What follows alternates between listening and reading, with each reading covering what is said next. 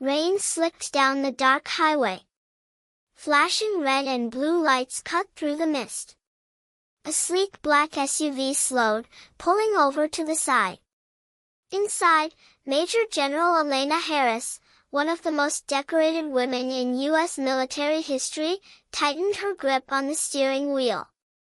She had been stopped before. She had been questioned before. But tonight, something felt different. License and registration, one officer snapped as he shined his flashlight directly into her eyes. She calmly handed over her license and her military ID, which bore her full title. The officer chuckled. "What's this? A toy? You printing these out at home now?" Elena's voice was even. "That's a Pentagon-issued ID. I am Major General Harris, United States Army."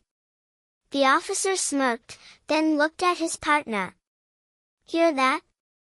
We got ourselves a general." Seconds later, her wrists were clamped in cold steel handcuffs. People on the sidewalk gasped. Phones were pulled out to record. What the officers didn't know was that the woman they mocked was about to make a single phone call, one that would reach the highest office in the Pentagon. By the end of the week, their careers, their reputations, and their arrogance would be in ruins. Elena had not been born into privilege.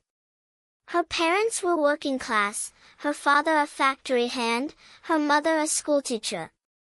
Growing up in Alabama, she faced two barriers everywhere she turned, the color of her skin, and the fact that she was a girl who dreamed of power.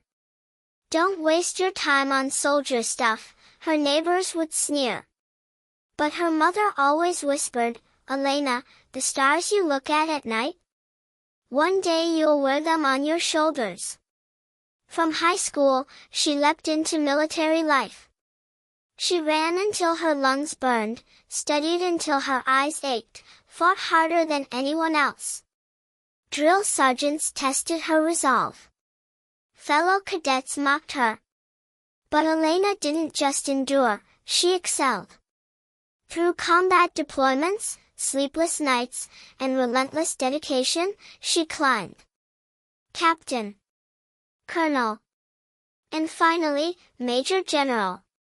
By the time of that rainy night, Elena Harris was not only one of the highest-ranking black women in U.S. history, she was a living example of resilience, discipline, and grace. Elena was driving home from a leadership conference, her ribbons still pinned neatly to her uniform. It was past 10 p.m. when she noticed the flashing lights behind her. She pulled over calmly, lowered her window, and kept her hands visible. "Evening, officer. Is there a problem?" The first officer smirked. "Car like this? Plates don't look right. What's a woman like you doing driving this anyway?" Elena frowned. "I'm not sure what you mean. Here's my license. Here's my ID." The man held up her military card, glanced at it, and scoffed. "Major General? Lady, don't play games with me." His partner leaned in. "That uniform looks real. Maybe she's one of those imposters we catch on the internet. You know, the fake soldier types." "I am not an imposter," Elena said firmly. "This uniform is mine. Every medal on it is earned." The first officer laughed. "You? A general? Not tonight." He yanked her door open. "Step out of the car. Now." Elena obeyed. She had faced hostile checkpoints in war zones, but never expected this at home. The officer shoved her toward the hood. His partner cuffed her wrists so tight that metal cut into her skin. "Sir, I am warning you," Elena said, her voice even but icy. "You are detaining a United States Army general. This is unlawful." "Save the speeches," the cop sneered. "Bet you found that uniform at a thrift store." Bystanders began to gather. A young woman gasped, "She's a soldier, look at the medals." Another man muttered, "This doesn't look right." Phones went up. Cameras rolled. But the officers laughed. "Film all you want," one said. "She's going to jail tonight." Elena stood cuffed, shoulders back, chin high. She whispered to herself, "Breathe, Harris. You've survived worse." But they don't know who they're dealing with. One officer taunted, "You said you're some big shot. Go ahead, prove it." Elena looked at the crowd. "Can someone dial this number for me?" She calmly recited a Pentagon direct line. A bystander hesitated. Are you serious?" "Yes," she replied. "Tell them this is Major General Elena Harris." "Hand me the phone." The young woman dialed. Within seconds, Elena was speaking to the office of the Joint Chiefs of Staff. Her voice was steady, commanding, but filled with steel. "This is Major General Elena Harris. I have been unlawfully detained by 2 local officers who refused to recognize federal identification. I request immediate response. Mark this incident for record." The voice on the other end grew sharp. "Yes, ma'am. Stay where you are. Federal units are en route. Do not move." Elena ended the call and looked directly into the officer's eyes. "You've made the worst mistake of your careers." 20 minutes later, SUVs roared up. Men and women in federal uniforms poured out. The local officers stiffened. The lead agent shouted, "Remove those cuffs, immediately." The officers fumbled. One stammered, she said she was lying. "Silence," the agent barked. "You've just cuffed a decorated general. Every second of this is on camera. Your badges are finished." As the cuffs fell away, Elena rubbed her wrists but stood tall, unwavering. She saluted the arriving officers. "Thank you.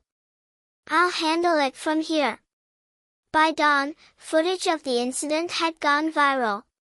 Millions watched as 2 laughing officers mocked a black female general, then dragged her in cuffs. Headlines blazed. General Harris humiliated by local police.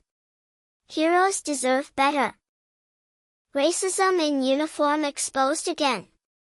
Veterans groups erupted in anger. Senators demanded hearings. News anchors replayed the video with disbelief. The officers were suspended. Then fired. Then investigated for misconduct in previous cases. Their arrogance had destroyed not just one night, but their entire careers. At a press conference, Elena stood before cameras, wearing her uniform with dignity. The room was silent as she spoke. "I have led soldiers into combat. I have faced enemies abroad.